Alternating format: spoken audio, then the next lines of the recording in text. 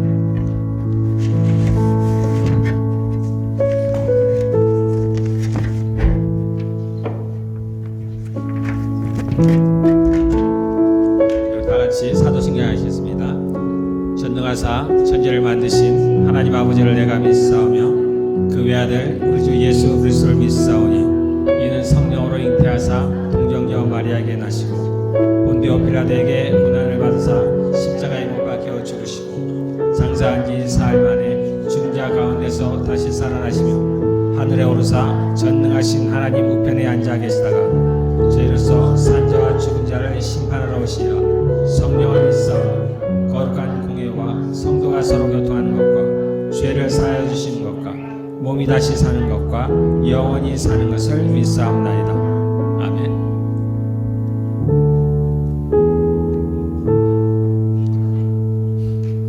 하나님께서 그를 사망의 고통에서 풀어 살리셨으니 우리 주 예수 그리스도로 말미암아 우리에게 승리를 주시는 하나님께 감사하노니 내 사랑하는 형제들아 건실하며 흔들리지 말고 항상 주의 일에 더욱 힘쓰는 자들이 되라. 이 말을 할 때 예수께서 친히 그들 가운데 서서 이르시되 너희에게 평강이 있을지어다 하시니 그들이 놀라고 무서워하여 그 보는 것을 영으로 생각하는지라. 예수께서 이르시되 어찌하여 두려워하며 어찌하여 마음에 의심이 일어나느냐. 내 손과 발을 보고 아인 줄 알라. 또 나를 만져보라. 영은 살과 뼈가 없으되 너희 보는 바와 같이 나는 있느니라.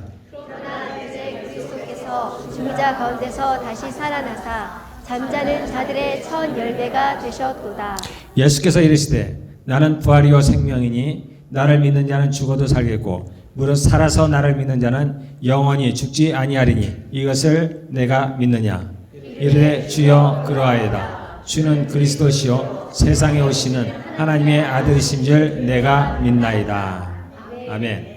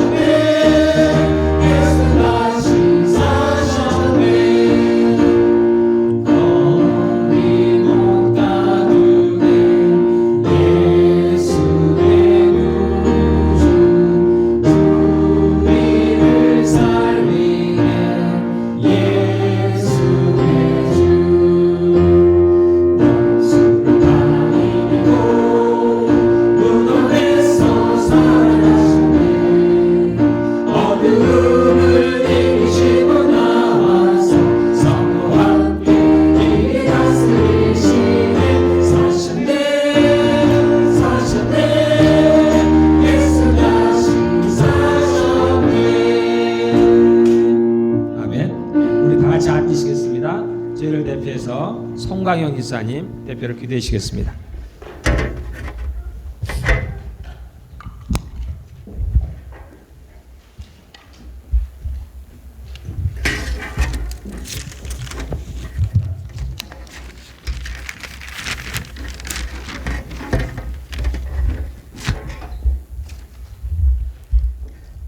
사망과 음부의 권세를 이기시고 성경대로 3일 만에 부활하신 예수님을 찬양과 경배를 올려드립니다.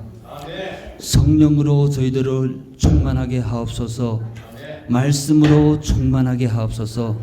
저희들을 승리하는 영적 싸움에 승리하는 삶을 살아가게 하옵소서. 지난 한 주간도 예수님의 사랑과 긍휼, 자비를 베푸신 은혜 너무나도 감사합니다. 저희들을 항상 진리 가운데로 인도하시고 소망을 주신 예수님께 감사합니다. 마태복음 1장 21절 아들을 낳으리니 이름을 예수라 하라. 이는 그가 자기 백성을 그들의 죄에서 구원할 자이심이라. 자기 백성을 구원하려 오신 예수님, 마땅히 죄로 인해 지옥 가야 할 저희들을 예수님의 사랑과 은혜로 구원을 베푸신 예수님의 은혜에 정말 감사합니다. 골고새서 1장 13절 그가 우리를 흑암의 권세에서 건져내사 그의 사랑의 아들의 나라로 옮기셨으니 흑암의 권세에서 저희들을 건져주시고 질병의 고통에서 치유하시고 마귀의 협박에서 풀어주시고 육신이 너의 무거운 짐에서 해결해 주신 주님의 은혜에 정말 감사를 드립니다. 야고보서 2장 5절 내 사랑하는 형제들아 들을지어다. 하나님이 세상에서 가난한 자를 택하사 믿음에 부요하게 하시고 또 자기를 사랑하는 자들에게 약속하신 나라를 상속자로 받게 하지 아니하셨느냐. 저희들을 또한 천국 상속자로 받게 하심을 너무나도 감사드립니다.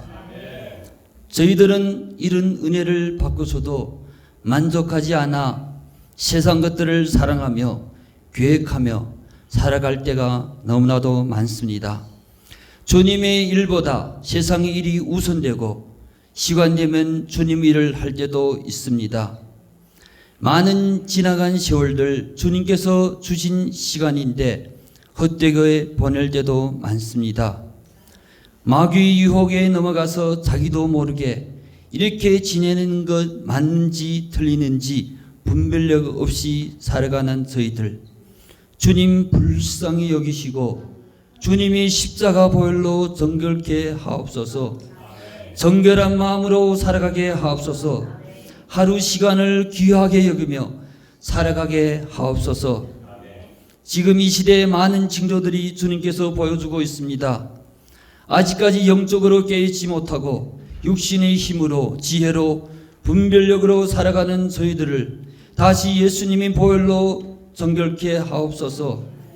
연약한 저희들을 주님의 권능의 손으로 붙들어 주시고 깨어있게 하시고 신앙 기준이 살아있는 하나님의 말씀이 기준 되게 하소서.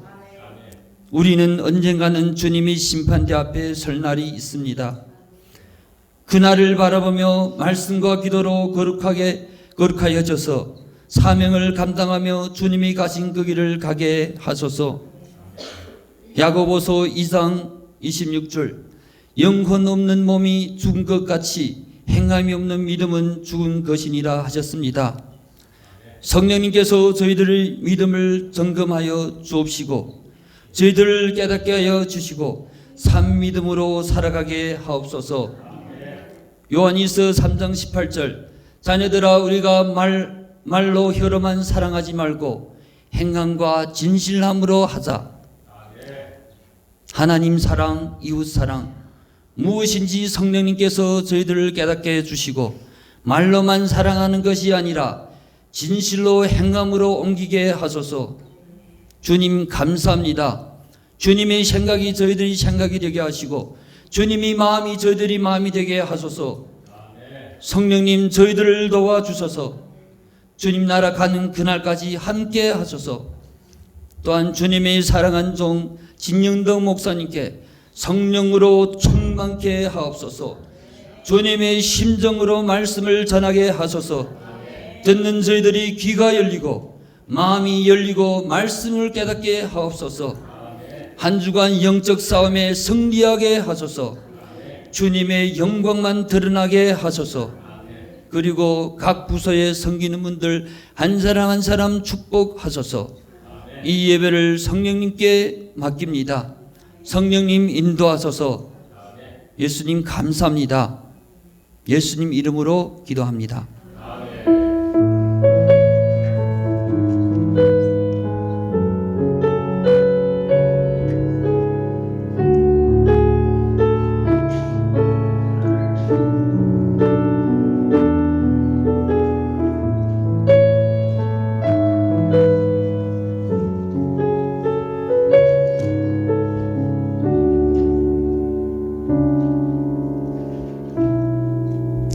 예, 감사합니다. 예, 우리 교회 소식은 오늘은 그냥 주보로 여러분들이 보시면 되겠고요.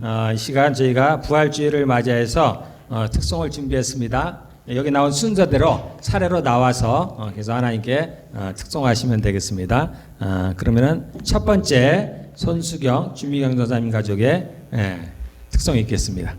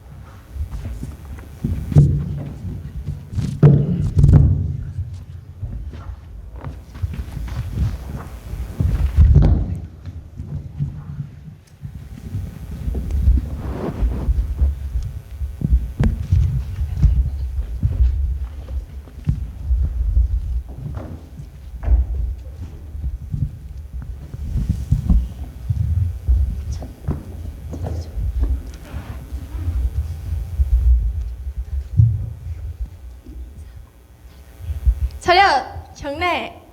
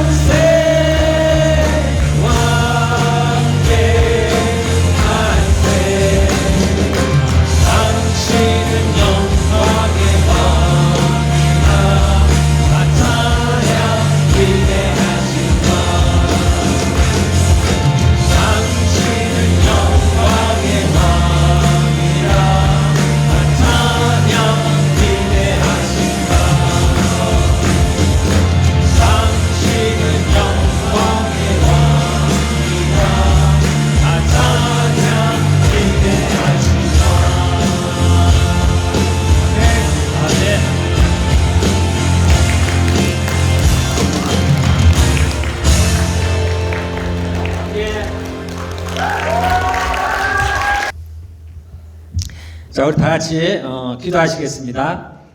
우리 아픈 분들을 위해서 기도할 텐데요. 아픈 분에 손을 얹으시고, 자, 우리 마음이 아픈 분들은 우리 가슴에 손을 얹으시고, 머리가 복잡하신 분들, 걱정과 근심이 많으신 분들은 머리에 손을 얹으시길 바라겠습니다. 하나님은 사랑이십니다. 하나님은 거룩하십니다. 하나님은 의로우십니다. 하나님은 승리자이십니다. 하나님은 치유자이십니다. 하나님 감사합니다. 이 시간 주의 말씀에 의지해서 저희가 아픈 자에게, 병든 자에게 손을 얹었습니다. 하나님, 이 시간 성령의 기름이 흘러 주님 깨끗게 치유하실 줄 믿습니다. 감사합니다. 예수님의 이름으로 기도드렸습니다. 아멘. 예, 우리 이 시간으로 주일학교는 이동하시고요. 우리 성경 보겠습니다. 사도행전 2장입니다.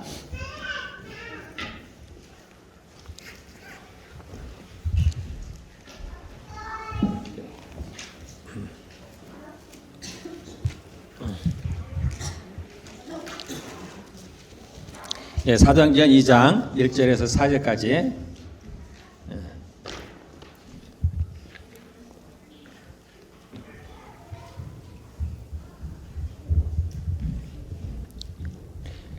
예, 사도행전 2장 1절에서 4절 제가 읽겠습니다.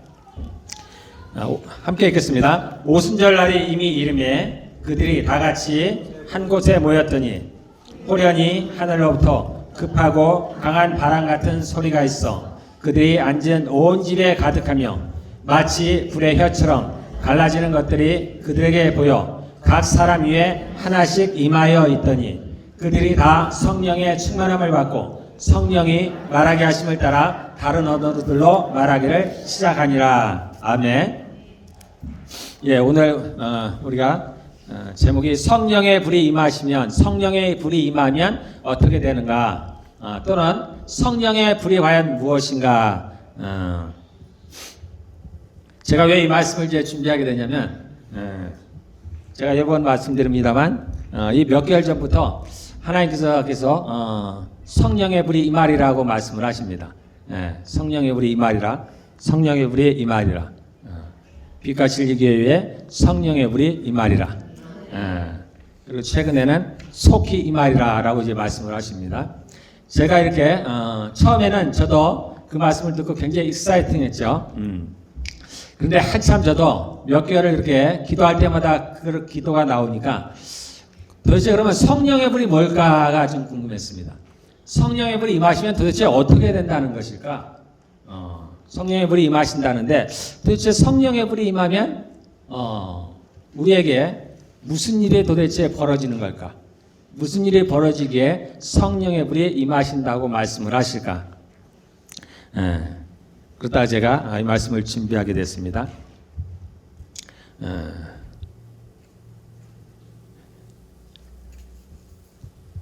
하나님은 세 분이라 했습니다. 삼위일체 하나님. 세 분 또는 이렇게 말해도 이렇게 또는 세 분, 참 이야기가 참 곤란할 때가 많습니다. 왜냐하면 우리는 잘 몰라요. 삼위일체 하나님을 잘 모릅니다. 그래서 이제 삼위일체, 그냥 우리가 교리에서 얘기하는 대로 그냥 제1위 또는 제2위, 제3위 이렇게 표현하는 게 가장 안전하죠. 가장 안전합니다. 그래서 제1위 되시는 분이 보통 우리가 하나님이라고 부르시는 분입니다. 하나님 아버지, 아버지 하나님. 이게 제일 1위에 대한 거예요. 그래서 제일 1, 2, 3으로 나왔다고 해서 어떤 그게 나눠지는 게 아니에요. 가장 위에 계시고 또는 낮에 계시고 그런 거는 아닙니다. 그냥 그렇게 우리가 칭하는 거예요. 제 2위 되시는 분이 예수님, 아들 하나님이에요. 그래서 보통 우리가 하나님 그러면 성부 하나님, 아버지 하나님을 말하는 거예요. 구약에 나타나셨던 하나님. 그 다음에 세 번째, 삼위 하나님은 성령 하나님이십니다. 이 세 분이 하나예요. 그래서 삼위일체, 하나라는 겁니다. 그러나 이분들은 분명히 다릅니다. 분명히 달라요. 그래서 구약에서는 누가 일을 하셨냐? 아버지 하나님께서 일을 하셨습니다. 그래서 구약에 이스라엘 백성 가운데 나타나셨던 분은 아버지 하나님. 그리고 그 구약에서 계속해서 선지자들을 통해서 예언하였습니다. 제2위 되시는 우리가 예수님이라고 부르는 그 하나님이 임하실 것이다 라는 거였습니다. 그리고 마침내 때가 차서 그 제2위 되시는 예수님, 성자 하나님께서 우리 가운데 임하셨어요. 그리고 예수님이 이제 제자들을 떠나시면서 또 제자들에게 말씀하셨습니다. 이제 제3위 되시는 성령 하나님이 올 것이다 라고 예언했습니다. 내가 아버지께 구해서 그 성령 하나님을 너에게 보낼 것이다 라고 이제 말씀을 하셨어요. 그리고 예수님께서 하늘로 올라가시기 전에 제자들에게 명령하셨습니다. 너희는 이 예루살렘을 떠나지 말라. 언제까지? 성령이 너에게 임하실 때까지. 그 성령이 임하면 비로소 너희가 권능을 받을 것이다. 그리고 나의 증인이 될 것이다 라고 이제 말씀을 하셨습니다. 그리고 그 예언의 말씀대로, 예수님의 말씀대로 이제 제자들이 그 예루살렘을 떠나지 않았습니다. 예수님이 승천하신 후에 한 곳에 모여서, 그곳이 어떠냐면 마가의 다락방입니다. 마가는 예수님의 직속 제자는 아니죠. 마가는 보통 베드로의 제자 이렇게 알려져 있습니다. 베드로의 수제자. 그래서 이 마가야 다락방에서 모여서 기다렸습니다. 아버지의 약속하신 것, 예수님이 말씀하신 그 성령을 기다렸습니다. 그리고 기도하면서 기다렸는데 마침내 열흘이 지나면은 무슨 날이냐면 이스라엘의 절기로 오순절입니다. 오순절 날에 임함에 그때 비로소 약속하신 성령이 임하셨습니다. 오늘 그 성령이 임하시는 장면이에요. 이로 말미암아서 신약 시대가 이제 드디어 시작이 되었습니다. 그리고 교회 시대가 시작이 되었습니다. 우리가 구약에 나타난 하나님을 표현할 때 여러 가지로 표현합니다. 하나님의 속성, 하나님이 누구신가를 표현하기 위해서 여러 가지로 표현하는데 여호와 이레 또는 여호와 니시 많죠? 여호와 삼마, 그 하나님을 표현하는 여러 가지가 있습니다. 또 여러 가지가 있습니다. 엘로힘, 엘샤다이, 그런 여러 가지 하나님에 대한 속성들, 그분이 어떤 분이신가를 나타내는 그러한 표현들이 있습니다. 예수님도 마찬가지죠. 예수님은 메시아, 구세주라는 얘기입니다. 우리를 구원하시러 이 땅에 오셨다는 겁니다. 우리를 구원하러 오신 하나님이시라는 겁니다. 그래서 예수님을 가리켜서 메시아다 또는 그리스도라는 표현을 합니다. 또는 그분이 우리와 함께 하시는 하나님이시다, 임마누엘이다 라는 표현을 합니다. 뿐만 아니라 그분은 이제 우리가 영원히 살게 될 새하늘과 새 땅의 왕이 되시는 분입니다. 뿐만 아니라 그분은 우리 예수님을 믿는 우리의 신랑이 되시기도 하십니다. 이렇게 예수님에 대해서도 여러 가지 표현들이 있습니다. 이제 성령님도 마찬가지죠. 첫 번째로 예수님께서 성령님을 말씀하실 때 뭐라고 말씀하시냐면 보혜사다 이렇게 말씀하십니다. 또 다른 보혜사. 또 다른 보혜사라는 의미는 보혜사가 있었다는 얘기죠. 보혜사가 있었다는 얘기예요. 그 보혜사가 누구냐면 예수님입니다. 보혜사라는 얘기는 여러 가지로 표현할 수 있겠지만 그냥 헬퍼예요. 돕는 분이라는 뜻입니다. 우리를 곁에서 도와주시는 분. 그러니까 왜 도움이 필요하겠습니까? 우리를 돕지 않으면 우리가 위험하기 때문이겠죠. 우리가 위험에 처하기 때문에 우리를 도우시는 분이라는 얘기입니다. 그래서 예수님께서 그 제자들, 12명의 제자들, 물론 한 명, 가룟 유다는 예수님을 배반하고 떠났지만 성경에 약속하신 대로, 예언한 대로 그 예수님께서 끝까지 그 제자들을 지키셨습니다.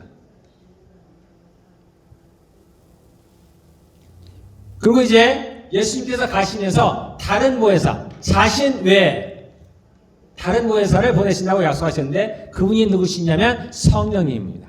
왜냐하면 예수님은 육신으로 오신 분이에요. 그분은 하나님이십니다. 그러나 그분은 육체를 가지고 있었기 때문에 그분의 능력에는 한계가 있습니다.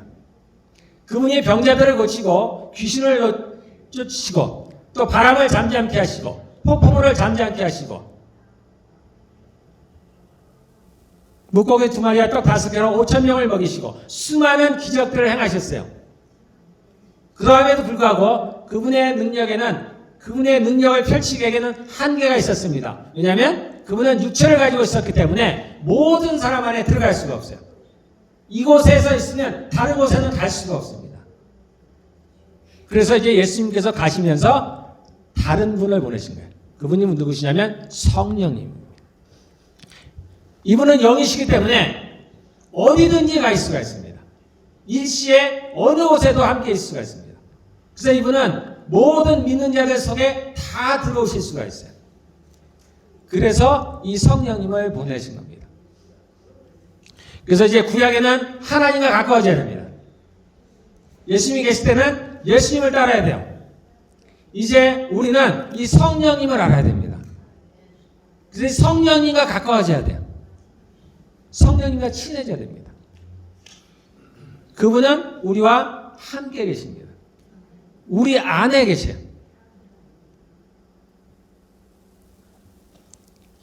자, 성령님을 표현하는 여러 가지 표현 중에 비둘기가 있죠. 처음에 성령이 예수님에게 임하셨을 때 비둘기같이 오셨습니다. 이 성령님의 속성을 얘기해 준 거예요. 순결하다는 겁니다. 정결하다. 또 예수님이 성령님을 표현할 때 뭐라고 표현하셨냐면 바람으로 표현하셨습니다. 니고데모와 대화하는 과정 중에서 하나님의 나라를 알려면은 거듭나야 된다 그랬습니다. 그때 이제 말씀하셨죠. 바람이 이물을 몰려면 어디로 왔다 어디로 가는지 알지 못하는 것처럼 성령으로 난 자들도 이러하다 하는 거예요. 그러니까 예수님을 바람으로 표현하였습니다. 어디로 왔다 어디로 가는지를 모르는 거예요.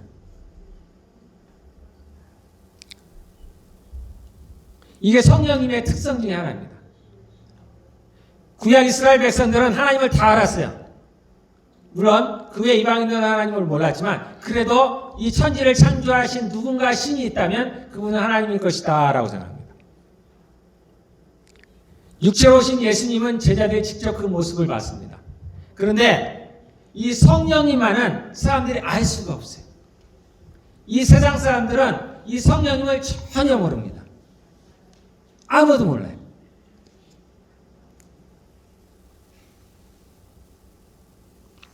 우리 예수님을 믿는 사람조차도 정말 본인이 그것을 체험하기 전에는 온전히 알기가 어렵습니다. 이와 같이 성령님은 어디로 가서 어디로 가는지 모르는 거예요. 바람처럼. 그래서 성령님은 바람으로 묘사가 되기도 합니다. 자, 또 성령님을 뭐로 묘사하냐면 물로 묘사합니다. 성령님을 표현할 때 물이라는 거예요. 이 니고데모와 대화 속에서 이 얘기가 나옵니다. 물과 성령으로 나지 아니하면 하나님의 나라를 볼 자가 없느니라. 물과 성령으로 난다는 겁니다. 그래서 저도 의문이었어요. 네. 아니 성령으로 난다는 건 내가 이해가 되겠는데 성령으로 거듭 왜 물을 말씀하셨을까? 왜 성령과 물로 거듭나지 않으면? 그런데 또 어디에는 세례 요한이 얘기할 때 이렇게 얘기합니다. 나는 물로 세례를 주거니와 내 뒤에 오시는 이가 있는데 나는 그의 신발끈을 매기도 감당치 못하겠다. 그런데 그는 너에게 불과 성령으로 세례를 주시리라. 이때는 불을 사용합니다. 세례를 주신데 뭘로 주시냐? 불과 성령으로. 그냥 성령만이면 이해가 되겠는데 불을 여기다가 하지. 불과 성령으로 세례를 주신다. 날 때는, 즉 생명이 태어날 때는 물과 성령으로 난다 이렇게 말씀하시고 세례를 베풀 때는 불과 성령으로 세례를 베풀 것이다 이렇게 얘기를 합니다. 첫 번째로 물은 오늘은 불에 대해서 이야기하는데 이 물은 생명을 의미하는 겁니다. 생명. 그래서 물과 성령으로 난다는 얘기는 생명을 얘기하는 거예요. 그러니까 성령으로 우리가 거듭나는 거예요. 생명이 태어나는 것처럼 이 물은 우리에게 생명을 주는 거예요. 이 땅도 마찬가지죠. 물이 있는 곳에 생명이 있는 겁니다. 그래서 예수님께서 사마리아에 있는 수가성의 여인을 만날 때 이와 같은 얘기를 해요. 내가 주는 물을 마시면 너희가 목마르지도 아니하고 너희 속에서 영생하도록 솟아나는 샘물이 되리라. 하나님께서 우리에게 예수님께서 우리에게 물을 주신다는 거예요. 근데 그것이 영생하도록 솟아난다는 거예요. 영원한 생명을 준다는 겁니다. 그래서 이 물은 생명을 의미하는 거예요. 그래서 너희 배에서 생수의 강이 흘러나리라. 우리 배에서 생수의 강이 흘러난다는 겁니다. 생수라는 건 생명수를 말하는 거예요. 생수가 우리 배에서 흘러나. 이것은 우리에게 오실 성령을 가리킵니다. 그러니까 이 물은 성령님을 가리키는데 이때 이것은 생명을 의미하는 거예요. 그래서 물과 성령으로 난다는 얘기는 같은 성령입니다. 다 성령이에요. 생명을 의미하는 거예요. 성령께서 우리에게 생명을 주신다는 얘기입니다. 자, 그러면 우리가 오늘 보게 될 불은 어떤 의미인가? 즉 성령의 불이 우리에게 임하게 되면 우리에게 어떤 일이 일어나는가를 한번 보겠습니다. 먼저 그 전에 우리가 죄를 해결하는 방법이 무엇인가를 한번 보겠습니다. 자, 이런 죄 해결하면은 여러분들 중에는 이게 좀 거부 반응을 일으키시는 분들이 있어요. 저도 과거에 그랬습니다. 피에 대해서 얘기하면 싫어하고 그런 거 싫어해요. 죄에 대해서 얘기하면 싫어합니다. 왜냐하면 우리는 좀 평화롭게 살고 있는 느낌이 들잖아요. 이 땅에서. 도대체 죄가 나와 무슨 상관이 있길래 왜 매일 말끝마다 죄에 대해서 이야기하느냐. 성경은 늘 죄에 대해서 이야기합니다. 도대체 이게 죄가 뭐길래 죄에 대해서 이야기하는가라는 겁니다. 이게 평화로울 때는 죄는 의미가 없어요. 천국에 가면 죄는 아무 의미 없습니다. 얘기할 것도 없어요. 근데 이 땅에 사는 동안에는 이 죄는 굉장히 중요한 거예요. 우리는 다 이거에 관련이 되어 있습니다. 우리가 왜 이 땅에서 이렇게 힘들게 살아가는가? 왜 이 땅에서 우리가 고통을 받고 살아가는가? 왜 우리에게 질병이 오는가? 왜 우리가 죽어야 하는가? 죄 때문입니다. 모든 원인은 죄 때문입니다. 죄가 이 세상에 들어오고 그 죄를 쫓아서 사망이 들어왔습니다. 그래서 우리가 죄를 이야기하는 것을 싫어하지만 그러나 우리가 이야기할 수밖에 없는 겁니다. 여러분들이 알든 모르든 우리가 어떤 상태인지를 알아야 됩니다. 우리가 이렇게 죄에 대해서 이야기하고 구원에 대해서 이야기하는 이유는 우리가 앞으로 심판대에 서기 때문이에요. 즉 법정에 선다는 얘기입니다. 우리가 다. 우리의 개개인이 각각이 하나님의 법정에 섭니다. 그때가 오기 때문이에요. 우리가 어떤 상태냐면 여러분의 구치소가 혹시 뭔지 압니까? 사람들이 죄를 범하면 그를 잡아가요. 그래서 그를 가두는데 어디에 가두냐면 구치소라는 데 가둡니다. 그래서 구치소에서 임시로 거기서 가두는 거예요. 감옥이죠. 진짜 감옥으로 가기 전에 임시로 거기에 가두어두는 거예요. 거기서 뭘 기다리느냐? 재판을 기다리는 거예요. 재판을 기다리는 동안에 물론 그 죄가 약한 사람은 밖에서 기다리죠. 그 죄가 강한 사람, 그 사람이 도망갈 우려가 있다든가, 그 사람이 증거를 없앨 위험이 있다든가, 또는 그 범죄가 심하든가, 그런 사람들은 구속을 합니다. 그 몸을 구속을 해요. 그렇게 하지 못하도록. 그래서 그 사람들을 어디에 두냐면 구치소로 하는 데 가둡니다. 재판하는 동안에 거기에 가두는 거예요.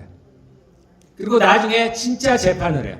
그러면 그 재판의 결과에 따라서 그 사람이 유죄가 확정이 되면 이제 그 사람은 진짜 감옥에 가게 됩니다.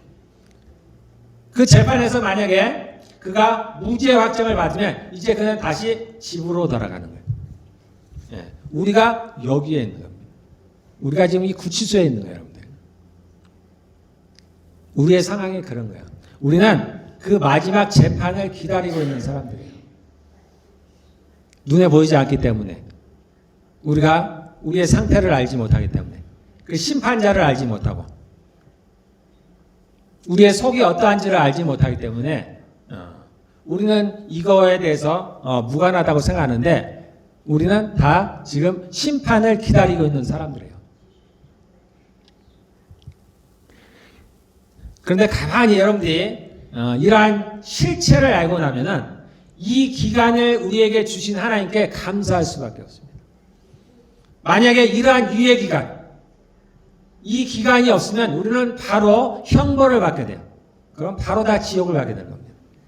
그런데 하나님께서 이 기간을 남겨두셨어요.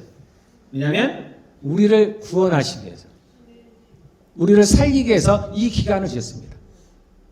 이 기간 동안에 무죄를 받을 수 있는, 무죄 판결을 받을 수 있는, 지옥에 가지 않을 그 길을 택하라는 겁니다.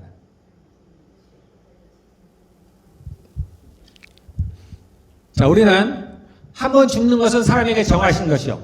누구나 죽습니다. 왜냐하면 우리는 죄를 범했기 때문이에요. 그래서 사망에 들어왔어요. 그래서 모든 사람들은 이 사망 아래에 있습니다. 그래서 한 번 죽는 것은 정하신 것이요. 그 후에는 심판이 있으리니. 그 후에는 심판이 있다는 겁니다. 그래서 어떠하든지 우리는 이때에 우리의 죄 문제를 해결해야 돼요. 성경에서 죄를 해결할 수 있는 것은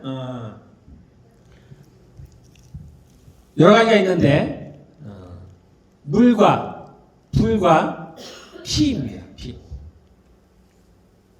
이스라엘 백성들이 전쟁을 하고 돌아오잖아요. 그럼 바로 못 돌아가요. 왜냐하면 전쟁을 하면서 많은 사람들을 죽입니다. 그런 죽음들을 만들게, 시체들을 만지게 되고 여러 가지 죄들을 범하게 돼요. 그래서 그것을 해결하기 위해서는 그들이 돌아올 때 그것들을 해결해야 돼. 그래서 깨끗하게 해야 됩니다. 그래서 깨끗하는 방법으로 뭐냐면은 씻어요. 씻는 겁니다. 자신을 씻어요. 또 하나는 불을 지나면 되는 겁니다. 사람만 이게 언클린한 게 아니에요. 모든 것들이 있습니다. 제사를 드릴 때 첫 번째 제사 드릴 때 그 피를 어디에 갖다 펴? 제단이라든지 제단 뿔이라든지 그런 진설병이라든지 여러 간에 덮개라든지 다 피를 뿌리죠. 우리가 생각할 때 무생물인데 그런데 그들도 다 죄가 있습니다. 그래서 그들 가운데 다 피를 뿌리는 거예요. 그래서 깨끗하게 하는 겁니다. 그래서 이제 깨끗해 하는 방법으로 불을 견딜 수 있는 것은 불을 지납니다. 이 노량물들이 있죠. 전쟁을 하고 이기면 노량물들이 있습니다. 그래서 그것을 가져올 때 그것이 금속이라든가 불을 견딜만 하면 불을 지나는 거예요. 불을 견디지 못할 것 같으면 물을 지나는 겁니다. 이 물은 사실 피와 같은 거예요. 그래서 죄를 속하는 방법이 두 가지가 있는데 피와 불입니다. 피와 불. 물은 피와 같이 보시면 돼요. 그래서 이스라엘 백성들이 제사 드릴 때 그렇게 동물들을 죽이는 거예요. 원래는 누가 죽어야 돼요? 이스라엘 백성들이 그렇게 죽어야 되는 거예요. 대신에 동물들을 죽이는 겁니다. 그러면 이 물이든지 불이든지 피는 궁극적으로 뭘 의미하느냐? 이건 죽음을 의미하는 거예요. 죽음. 왜냐하면 죄의 삭슨, 죄의 대가는 죽음이기 때문이에요. 죄를 해결할 수 있는 유일한 방법이에요. 유일한 방법. 죄를 해결할 수 있는 유일한 방법은 죽는 겁니다. 죄를 해결한다고 표현을 하지만 사실은 죄에 대한 대가를 받는 거예요. 죄를 지으면 벌이 따라요. 그 대가가 따릅니다. 반드시. 근데 그 대가가 뭐냐? 죽음이는 거예요. 죽음. 죄의 삭은 사망이다. 그래서 그것이 물이든 불이든 피든 그것이 의미하는 바는 결과적으로는 다 죽음을 의미하는 거예요. 동물들을 죽여서 피를 흘리는 거예요. 물은 뭐예요? 물 속에 들어가면 죽음을 의미합니다. 그래서 세례는 죽음을 의미하는 거예요. 여러분들이 듣기 싫죠? 예. 당연히 싫죠. 불도 마찬가지입니다. 죽음을 의미하는 거예요. 그래서 죄를 해결하는 방법은 사실 없어요. 그냥 죽는 것뿐이 없습니다. 죽는 것. 우리가 예수님을 믿어서 구원을 받는다고 하지만 사실은 예수님이 죽으셨어요. 저희를 대신해 죽은 겁니다. 해결 방법이 없어요. 그래서 죄는 무서운 거예요, 여러분들. 죄는 반드시 대가를 찾습니다. 여러분들은 혹시 그런 생각 하실지 몰라요. 아니, 예수님이 십자가에 죽으셨는데 지금도 그렇습니다. 이게 하나님의 법이에요. 바뀔 수가 없는 거예요. 그런데 예수님께서 죄를 대신해서 십자가에 죽으셨기 때문에 우리가 죽지 않는 거예요. 그래서 우리가 회개하면 용서를 받습니다. 어떻게 해서? 그 원리는 우리가 회개를 때 그 피뿌림을 받는다는 거예요. 피뿌림. 예수님의 피로 우리가 사함을 받는 거예요. 자, 어쨌든 이 죄를 해결하는 방법은 물과 피와 불입니다. 물과 피는 그냥 피로 보시면 돼요. 하나로 보시면 됩니다. 그게 물과 불이 있습니다. 히브리서 9장 22절에 율법을 따라 법을 따라서 거의 모든 물건이 피로써 정결하게 되나니 피 흘림이 없은즉 사함이 없느니라. 반드시 죽어야 된다는 거예요.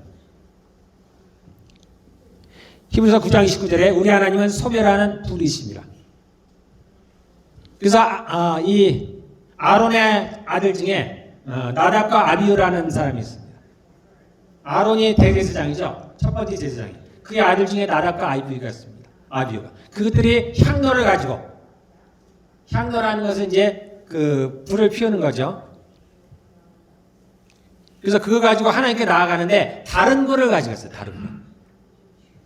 하나님께서 지정하신 불이 있었어요. 그 향로에 그 불을 담아갖고 가야 되는 거예요. 제단에 있는 불을 담아갖고 가야 돼요. 그런데 이 나답과 아비후가 다른 불을 가져갔어요. 하나님이 지정하지 않은 다른 불을 가져갔어요. 죄를 지었다는 얘기입니다. 그때 하나님에게서 뭐가 나왔어요? 불이 나오는 거예요. 그래서 그들을 소멸해버리는 거예요. 엘리야를 잡으러 오는 그 군사들이 이세벨이 보이죠. 50명이 엘리야를 잡으러 왔어요. 그때 하늘에서 불이 내립니다. 50명을 한꺼번에 태워버려요. 그래서 하나님은 소멸하는 불이시다.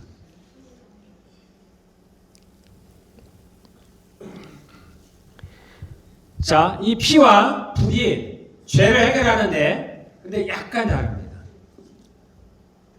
죄를 해결하는데 약간 달라요. 피는 내 죄를 해결합니다. 그래서 내가 죄를 지으면 내가 죽으면 돼요. 원래 죽어야 되는 거예요.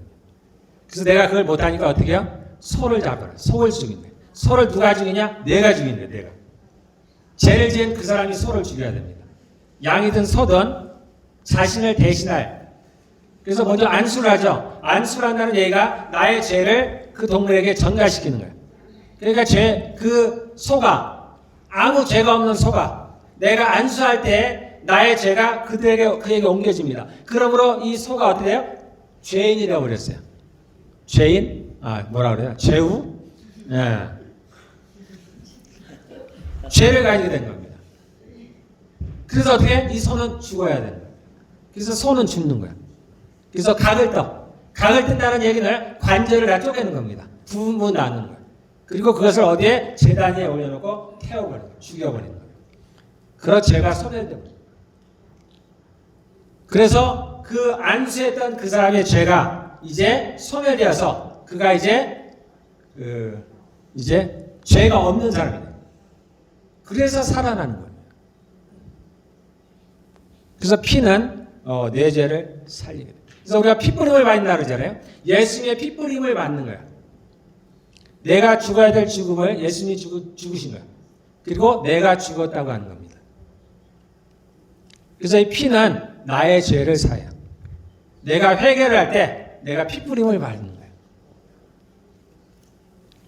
하나님께서 내 죄를 사해 주신 겁니다.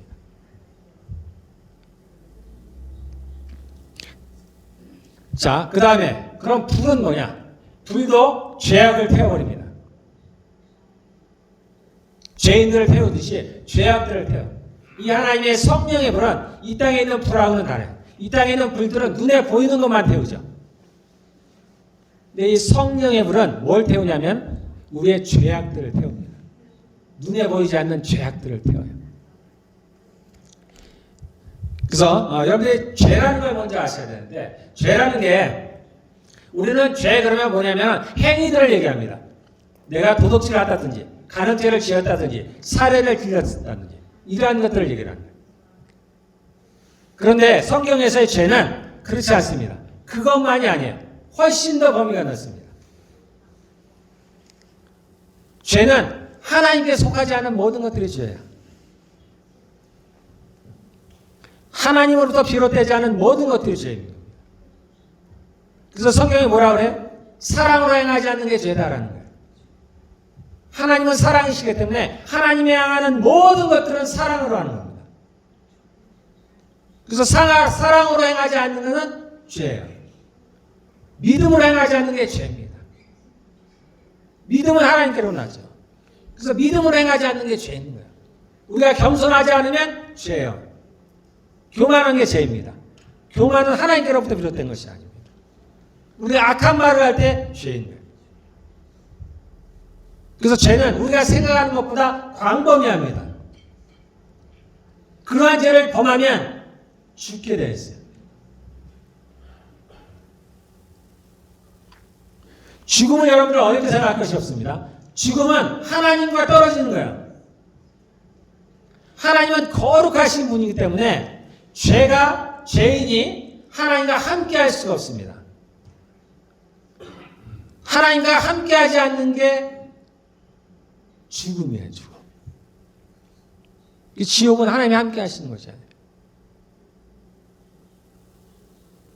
뿐만 아닙니다. 죄는 힘을 가지고 있어요. 성경이 얘기하는 죄는 힘을 가지고 있습니다. 세력을 갖고 있어요. 그래서 죄가 나로 하여금 죄를 짓게 만들어요. 마치 살아있는 것처럼. 그래서 죄는 때로 마귀를 먹는 마귀. 그 마귀들은 다 죄예요, 죄. 그래서 이 성령의 불은 이 죄악들을 태워버립니다. 죄를 태워버립니다. 자, 죄가 어디에 들어왔다 그랬습니까? 죄가 창세기 보면은 이제 아담과 하와가 죄를 범했죠. 그들이 에덴에서 쫓겨났습니다. 그들이 죄를 범함으로 말미암아서 이제 이 세상에 죄가 들어왔어요. 그리고 그 죄를 따라서 사망이 들어왔습니다. 근데 죄가 어디에 들어왔어요? 우리 안에 들어왔습니다. 우리 육체 안에 들어왔습니다. 그래서 이 육체는 죽는 거예요.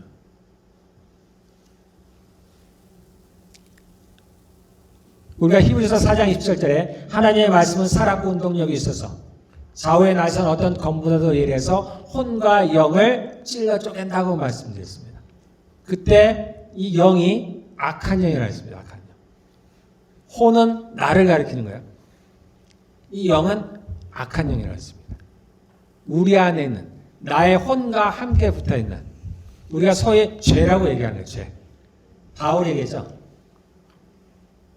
내가 하나를 깨달았는데 내 안에 내가 알지 못하는 무언가가 있다. 알고 보니까 그게 죄더라. 그게 나를 이끌어서 죄를 짓게 만든다. 내 마음은 선을 행하기를 원하는데 내 안에 다른 것이 죄가 나를 사로잡아서 죄를 짓게 만든다. 그랬습니다. 이 죄를 말하는 거예요. 이 죄가 나의 혼과 혼은 나를 가리킵니다. 하나가 된 것처럼 붙어 있어요.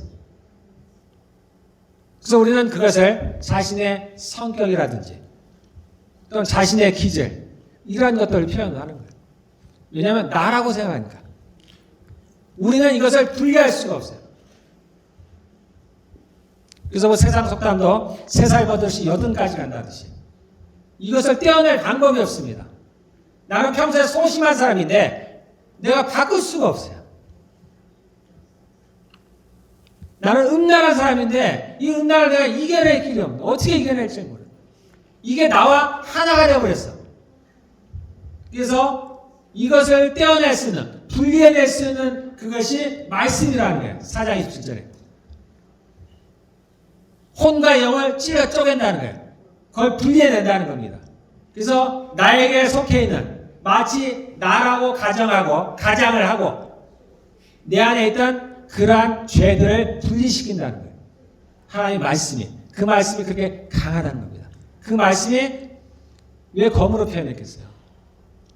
아주 날카로운, 좌우의 날카로운 검이라면 그것을 예리하게 분리해낼 수 있다는 겁니다. 하나님의 말씀이 그 일을 해요. 그리고 성령의 불이 그 죄를 태워버립니다. 그래서 우리가 예수님을 믿으면 사람들이 변하는 거예요. 변하는 게 다른 겁니다. 그러한 죄가 내 안에서 분리될 때 찔러 쪼개는 거예요. 죽이듯이. 하나님의 말씀이 그 죄를 없애버립니다. 또 성령이 임하실 때 성령의 불이 그 죄악들을 태우는 거예요. 그래서 예수를 믿었더니 사람이 변해버리는 겁니다. 하나님께 속하지 않았던 그러한 죄악들이 사라져버리니까 이제 하나님께 속한 것들, 성령으로 오른 것들이 이제 나와 하나가 되기 시작하는 겁니다. 그래서 내가 하나님의 성품을 갖게 되는 거예요. 예. 이 불이 그러한 역할을 합니다. 하나님의 말씀이 그러한 역할을 하듯이 성령의 불이 그 역할을 합니다. 그래서 성령의 불이 임하면 우리가 변화가 일어나기 시작합니다. 예.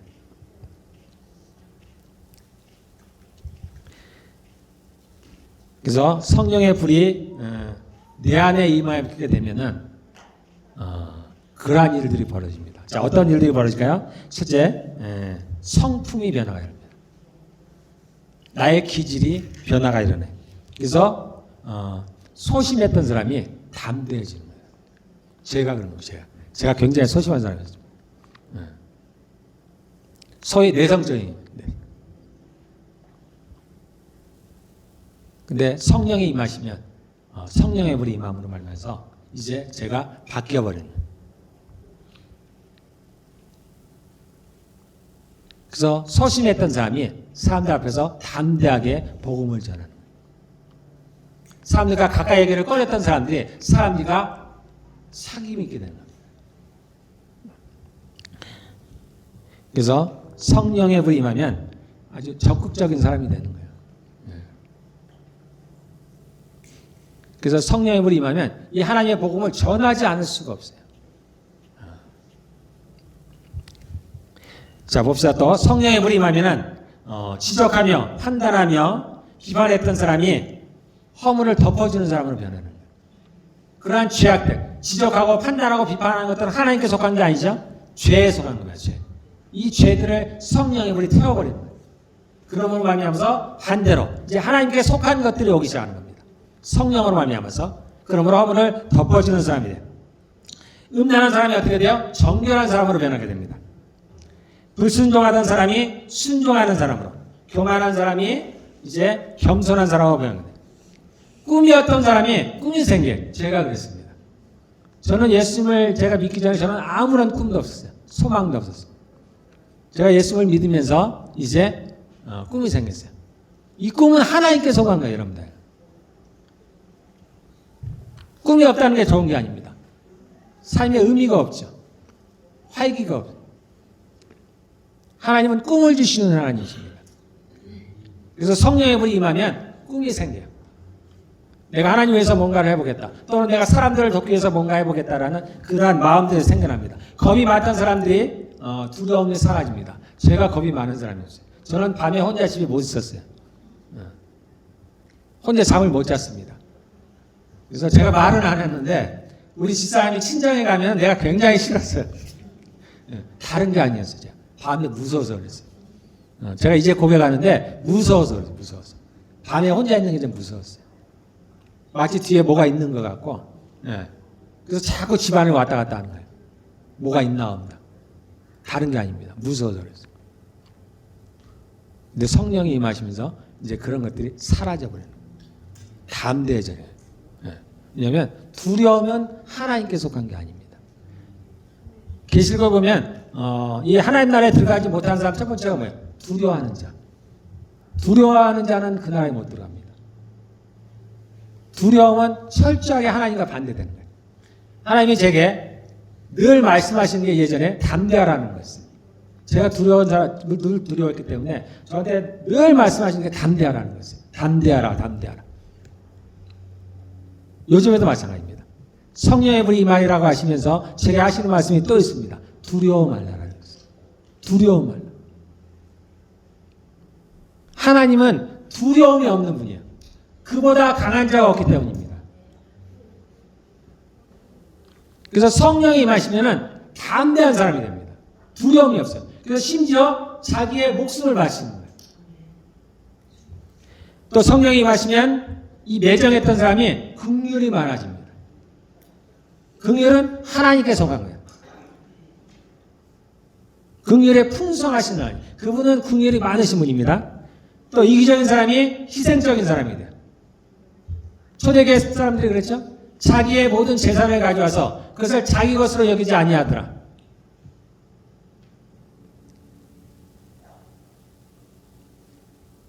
삭개오도 그렇죠. 내 재산의 반을 나눠주겠습니다.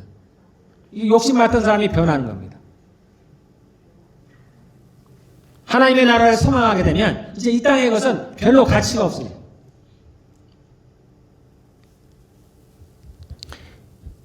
그래서 폭력적인 사람이 어떻게 돼요? 온순한 사람이 돼요. 하나님을 두려워하게 돼요.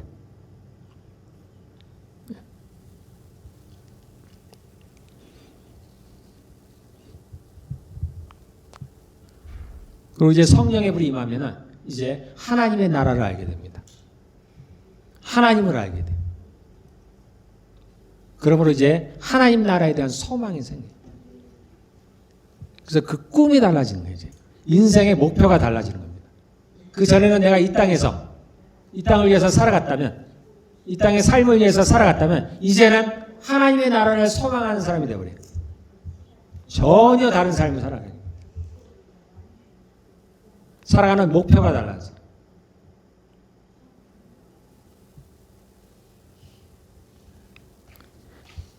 그리고 이제 내가 생명을 얻은 자로서 사람들에게 그것을 전하기를 시작합니다. 우리가 몸만 고쳐도 그렇죠. 우리가 뭘로 인해서 몸이 좋아지만 해도 사람들에게 그것을 권합니다. 어떻게 하면 사람들에게 이것을 알릴까? 하물며 영원한 생명을 얻게 된 사람들은 그것을 전할 수밖에 없어요. 저도 마찬가지예요. 제가 예수님을 믿고 나서는 그걸 말하지 않을 수가 없어요. 당시에는 저도 술을 많이 할 때요. 그러니까 다 친구들이 이제 술집에서 만나요. 그러니까 어디서 만나든 관계가 없어요. 얘기하다 보면 결국은 뭘로 가냐면 예수님을 믿어야 된다로 가게 돼요. 다른 얘기 하다가도 가다 보면 예수님을 믿어요. 왜냐하면 결론은 하나님뿐이 없어요. 모든 해결책은 하나님뿐이 없습니다. 그래서 하나님을 전할 수밖에 없어요. 예수님을 전할 수밖에 없습니다.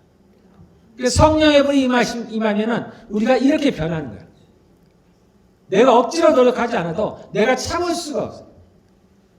그 외에는 별로 관심이 없어요. 얘기가 재미가 없어. 다 허무한 이야기들 뿐입니다.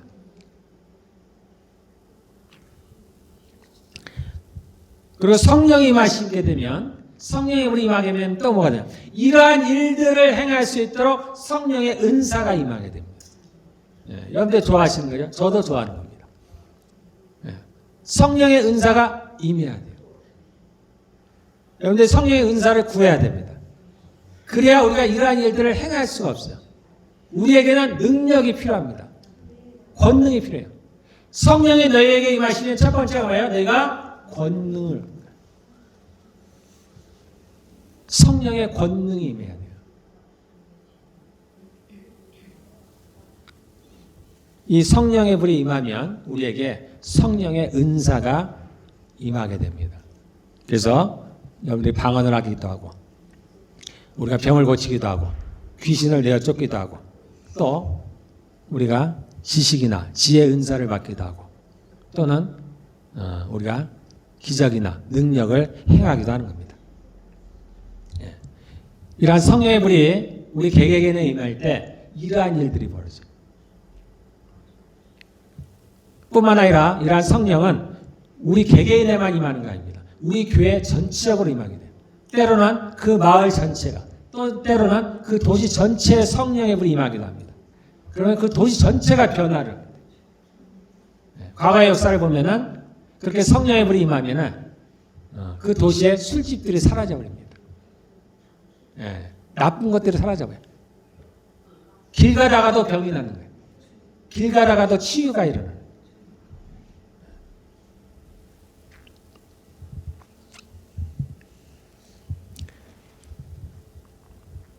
그 성령께서 그 성령의 불이 임하리라고 말씀을 하십니다. 그 성령의 불이 우리에게 임할 줄로 믿습니다. 우리 빛과 진리 교회에 임할 줄로 믿습니다. 우리 한번 다 같이 기도하겠습니다. 다른 사람이 모두에게 성령의 불이 임하는데 나는 그렇지 않을 수 있어요. 우리 한번 성령을 구합시다. 성령의 불이 내게도 임하기를 구합시다. 성령의 불이 임하실 때 주님 나를 생각해 주십시오. 또는 지금이라도 제게 성령의 불이 임하기를 원합니다. 내가 하나님을 알기를 원합니다. 성령이 오시지 않으면 우리가 하나님을 알 수가 없습니다. 하나님의 나라를 볼 수가 없습니다. 그러면 우리가 영원히 하나님을 모른 채 지옥에서 살아갑니다.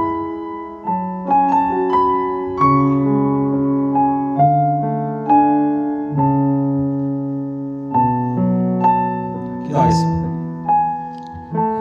기도합시다. 주님, 하나님 저희들이 성령을 구합니다. 주님 저희가 성령을 구합니다. 성령을 구합니다. 성령을 거듭나게 하면 하나님 알아주실 수 없다 했습니다. 성령이 아니고서는 예수 그리스도를 증거할 수 없다 했습니다. 주님, 우리가 성령을 가지고